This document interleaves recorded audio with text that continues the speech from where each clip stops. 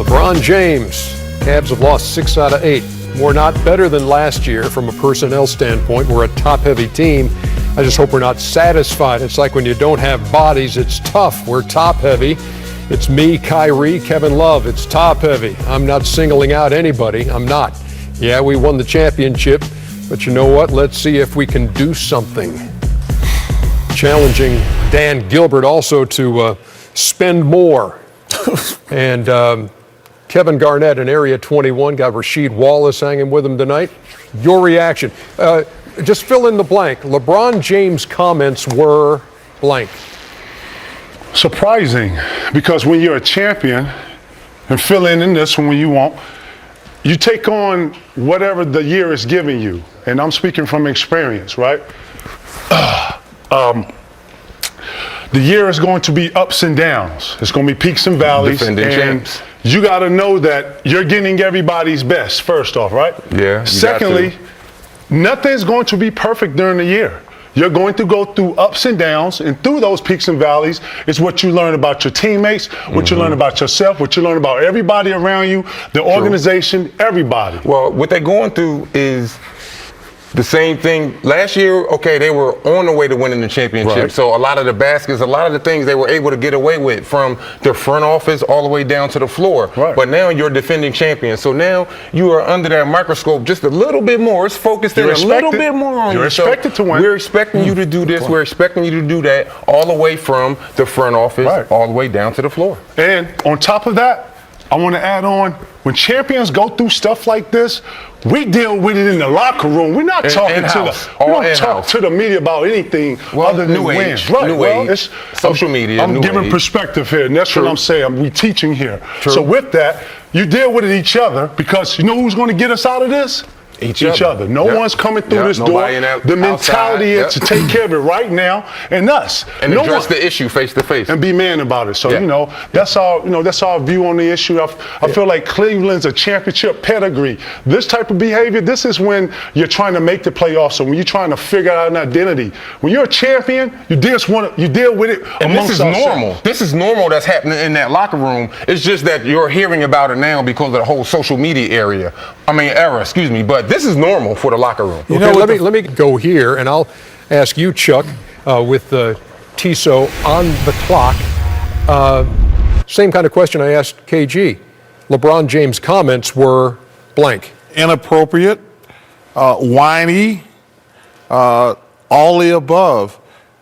The Cleveland Cavaliers, they have given him everything he wanted. They have the highest payroll in NBA history.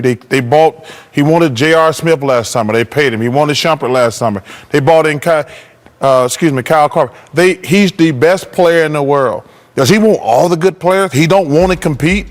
He is an amazing player. But this notion, they're the defending champs. And for him to be trying to hold anything over Dan Gilbert's head, and I love all these wild punk-ass reporters on television who's afraid to call LeBron. LeBron's a great player and a great guy.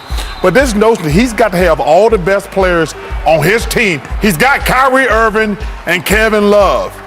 He wants everybody. He don't want to compete. He want to be the favorite all the time. It just pisses me off that a guy that great don't want to compete. His comments were what, Kenny? Inappropriate. And you stole his answer. Yeah, it was inappropriate. And you cheated off my test. That's why he's successful today. But I'll tell you what. Everyone has his perspective. This is our perspective. But we can't understand your perspective when you are the best player in the world. We can't understand your perspective when you have 2 All-Stars. We just can't understand it. So it's like the guy who says, well, I got a Lamborghini, I got a Bentley and a Ferrari, but I need an everyday car, man. We can't understand that perspective, man. I'm sorry. You have 3 of the best cars in the world. So, and you need an everyday Chevy to get you around, a U-Haul, things around. We can't have sympathy for you. You could have that perspective, but we can give you no sympathy when you are LeBron James, the best player in the world, with all of those tools, top-heavy tools. We cannot have any sympathy. That's my understanding of it. Shaq. His comments were inappropriate, but Chuck, don't ever say LeBron doesn't want to compete. Does he need all the good players on this team to win? Yes. It's inappropriate because I think in a professional manner he could have went upstairs. They have great history, they have some bad history, but the history was rekindled. He should have went upstairs. But you don't think there's something wrong with even wanting more? No, let me like finish. from where you are not. now. You don't It's think not. that No. there is something fundamentally wrong. with that. Something fundamentally like with wrong. saying that he wants more. You played for a team that had big four. You forgot about that? Big four. You, Akeem, Scotty. First of all, it doesn't matter. No, that wasn't even close. That It doesn't matter. No, it's not even close. It doesn't matter. We were all old men way past our prime. It doesn't This guy matter. just won the championship. He got a young Kyrie Irving and a terrific Kevin Love. And Yeah, now, but it takes more than that to win the they championship. just won the championship. What do you mean it takes more? Okay. They just won the championship. First of all, you know nothing about going back to back. I do, and Kenny do. You listen. Teams are coming at his head. They need more. They need a big shot Bob. They need a guy like Kenny Smith. They need a playmaker like LeBron said. It's only inappropriate because he went to the media. He should have went to Dan Gilbert and said, hey, I need help, boom, boom, boom. And they should have had a private conversation. But don't ever say LeBron don't want to compete. Hey, listen, he says he need help. Listen, he's the best player in the world. He's got plenty of help. Why don't he take he's looking at, don't you think, looking at Golden State and saying, boy, they added Kevin Durant. But that's none of his business, Ernie. I know, but don't you think He want to be the GM for every team in the league now? I'm just saying, don't you think that provides his view of where Cleveland is and their chances Cleveland's of repeating? done everything. Ernie, they got the highest payroll Look, in the league. They don't have any tradable parts. I'm just trying to say why he LeBron might be doesn't have looking the at that right. as saying, No, Kenny, go ahead. he says, we're not as good and they're better than He they doesn't were. he doesn't have that right because what Kevin Durant did was not ordinary. That was extraordinary. That doesn't happen in our lifetime. That's the first time that's happened in basketball lifetime, where a guy who was on a team that was up 3-1 and was about to go to the NBA Finals goes to the team that beats them. That doesn't happen. So you cannot compare what Golden State has to what the world has. LeBron James, regardless, is the best player in the world, the most difficult player to guard at this stage of his career. But he has a right to- We cannot have any sympathy for you. And Ernie, we can't understand your perspective. Let me say one thing, That's too. all. Not looking for your We're not saying Ernie, that not looking right for or your wrong. Let me tell you something, Ernie. But when you announce it to the media, you are looking for. First of all, we don't even know what's going to happen in the finals. But if LeBron James is able to beat the Golden State Warriors or the San Antonio Spurs, his legacy is going to grow through the roof. But this notion, listen, the Cleveland Cavaliers have the highest payroll in the NBA.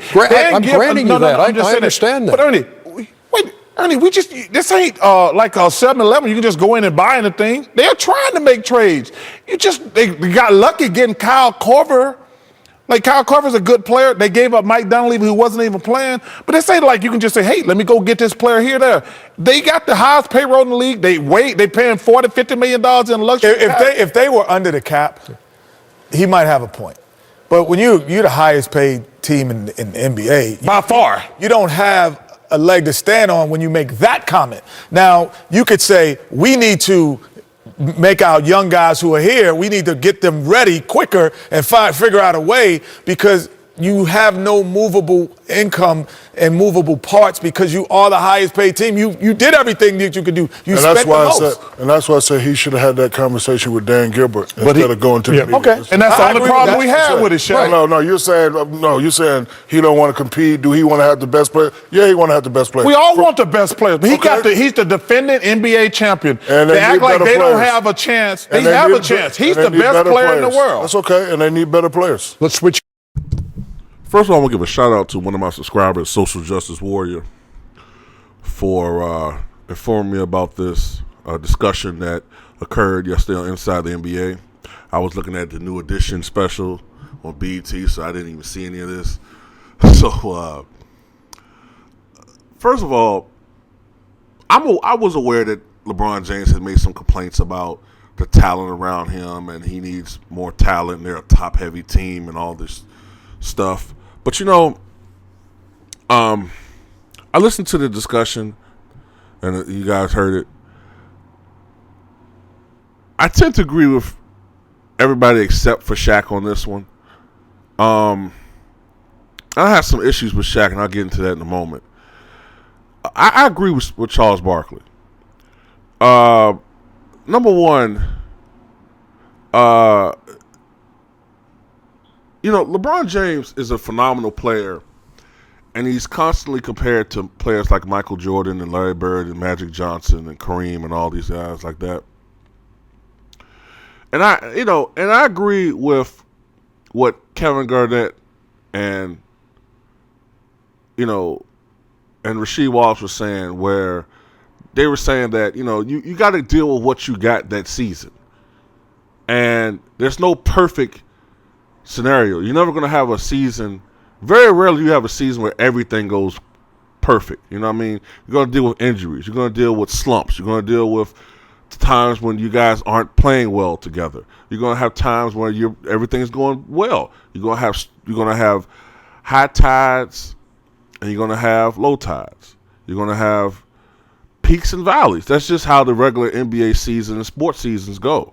LeBron seems to have become very spoiled over the past several years, where he goes to finals every year. And for a team that's 30 and 15, they're not playing exceptionally well, but they're still on pace to win 50. Hell, the year they went to the finals 2 years ago, they only won 53 games, if I'm not mistaken. So I don't really pay attention to the regular season that much. But for LeBron to be openly going on social media and whining about, and I think Charles Barkley used the right description, whining about shit like this on social media, causing friction between him and Dan Gilbert, I just have my issues with LeBron in so many different ways, man.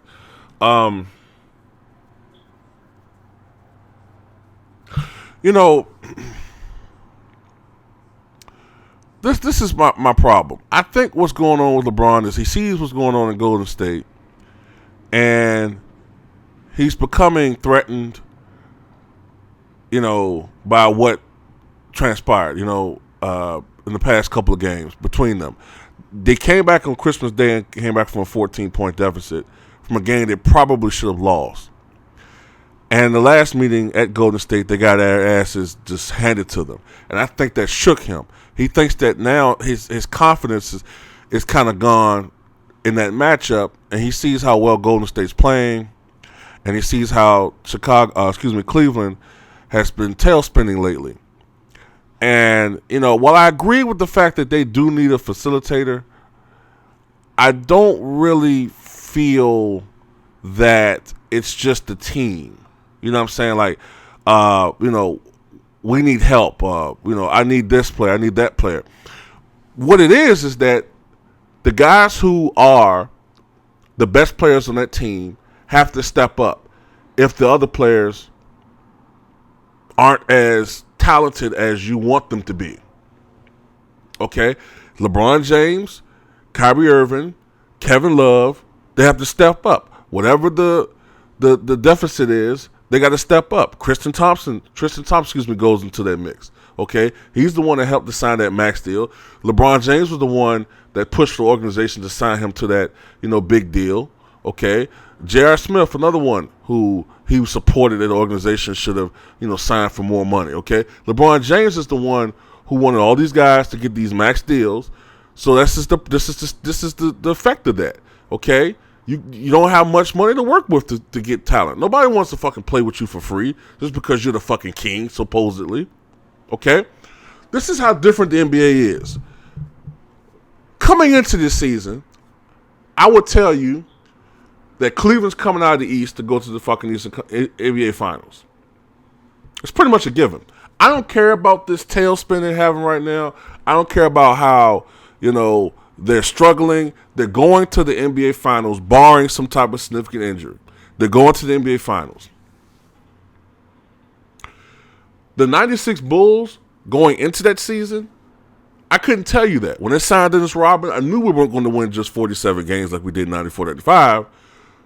But I thought maybe 57, 58, 59 wins, we'd be a contender in the East for the title against Orlando Magic. No one saw 72-10. No one. And if they said they did, they're fucking lying. Okay? We could see, with the signing of Kevin Durant, the Warriors winning 60-something ball games, which they're on pace to do. In fact, they're damn near close on pace to winning 70 again. So, that's the difference. And also, speaking of Michael, and I'm going to bring him up whenever LeBron is in a video. I usually make comparisons to Michael. This is the roster, the entire roster that played during the 92-93 season, right? For the Chicago Bulls. Michael Jordan, Scottie Pippen, Horace Grant, B.J. Armstrong. Okay? But outside of those guys, these are some of the noteworthy and Hall of Fame stature players that Michael played with that season. Ricky Blanton, a 35-year-old Bill Cartwright, JoJo English, Joe Courtney, Stacey King,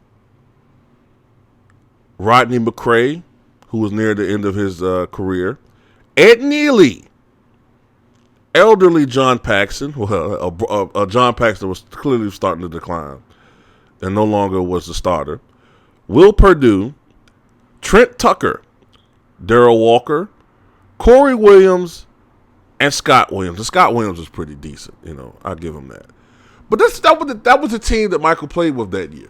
That was probably the weakest team that Michael ever played with in the championship era.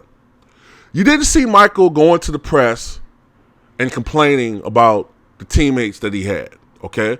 During that season, and this is just going off memory, guys, I might be wrong, but maybe other people will chime in on this one. That was the only year during the Chicago Bulls championship run where the Bulls weren't seen as the favorites or the preeminent favorites to win the title that year. Because, number one, nobody had three-peated since the Boston Celtics in 1969. Number two, number two is just very hard to do anyway, especially in that era. Number three, the Bulls were just they didn't have the same dominance and the same invincibility as they had the 91, especially 92 season where they won 67 games. And at one point in time, they were on pace to win 70. But you didn't see Michael Jordan complain about the fact that his teammates weren't the most stellar. And he didn't have the best team.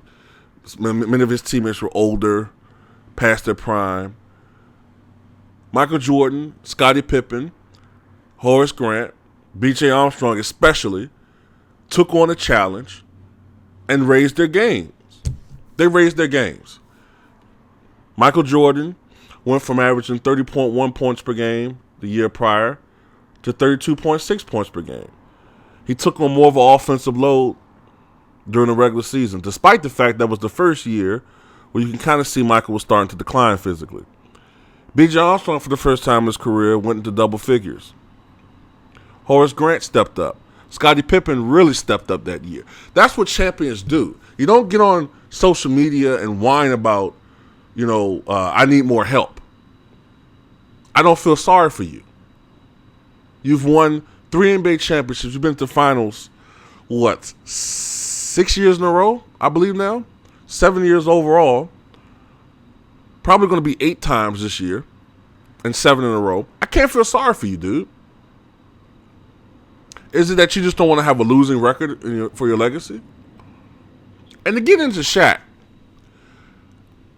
is such a fucking bully, man. I don't like how the fact he says, LeBron James, don't ever say LeBron James doesn't want to win, and this is something you don't know about, winning back-to-backs. You don't know anything about that.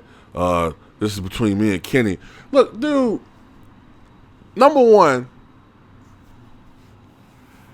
the reason why you're so salty is because you're another player. Now, Shaq, you're in my opinion, a top 10 or just damn near a top 10 all-time player. You used to be a top 10 player, but the reason why I kind of shy away from that now just a tad bit is because Tim Duncan, I put ahead of him now. And I used to have Tim like at 10, Shaq at 9, but I kind of pushed Shaq to 10. But when I have ABA players, I put Julius Erving in there, so it pushes Shaq to 11. You see what I'm saying? So, I mean all-time ABA and NBA. But Shaq is, to me, a top 10, 11 all-time player, right? Just about damn near top 10. But, Shaq, you're another guy who could not win unless you had a pretty loaded roster.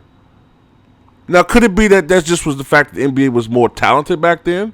Most likely. But Shaq, you were getting your ass kicked in the playoffs all the time. Before, Michael and all these other guys retired from the NBA. You got swept in 93. Okay. I believe. You got swept in 94. Did they make the playoffs in 93? Yeah, I think so. I know they got swept in 94. Yeah, I think they got swept in 93. I think they made the play. No, I can't remember whether they made the playoffs in 93 or not, the Orlando Magic. But I know they got swept in 94 in the playoffs. I think that's the first year in the playoffs. 94, you got swept. All right. 95, y'all had y'all run, went to the finals, got swept by the Houston Rockets. 96, everybody says this was a year that y'all were going to make it. Y'all won 60 ball games in Orlando. You got swept by the Chicago Bulls. 97, you're in a new conference now. You're with the Lakers.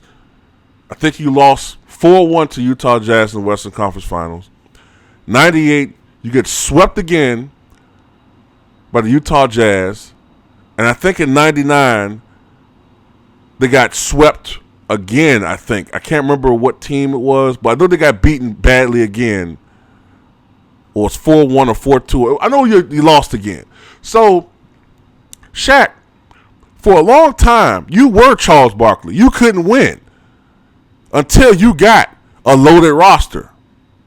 Now, Charles Barkley never really had the luxury of playing with a great team until he got to Phoenix. That was the only opportunity, that 2 or 3 year window, where Barkley had an avenue, a chance to win a title. Because when he went to Houston, it wasn't the same thing.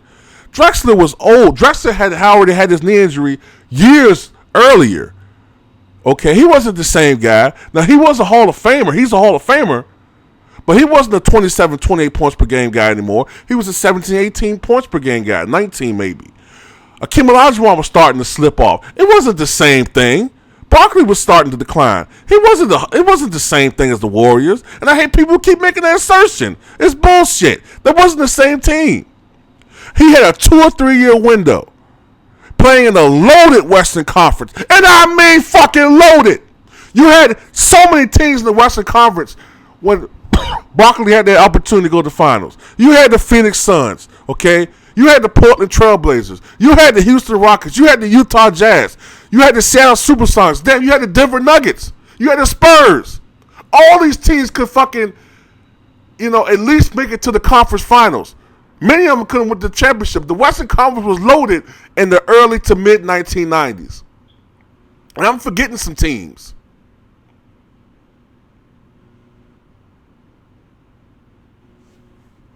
Those are just teams that come on top of my head. Golden State was a good team that could upset somebody.